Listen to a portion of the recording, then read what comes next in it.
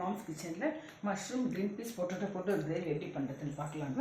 அதுக்கு தேவையான பொருட்கள் 200 கிராம் மஷ்ரூம்ங்க, ஜிஞ்சர் கார்லிக் பேஸ்ட்டு, டமாட்டா ஒன்றுங்க, இந்த பாயில் பண்ண பொட்டேட்டோங்க, கொஞ்சம் கோகோனட்டு, கேஷ்யூ நட்டுங்க, ஒரு சில்லி, பட்டை லவங்கங்க, கொரியண்டர், ஆனியனு, க்ரீன் பீஸு, சோம்புங்க, ஆயிலுங்க. இப்போ இதை 3 அரைச்சிக்கலாங்க.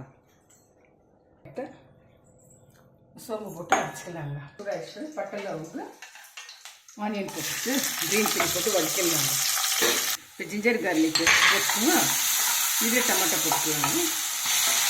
பாயில்டு பொட்டேட்டோ போட்டுக்கலாங்க. க்ரீன் பீஸுங்க, மஷ்ரூம் போட்டுக்கலாங்க.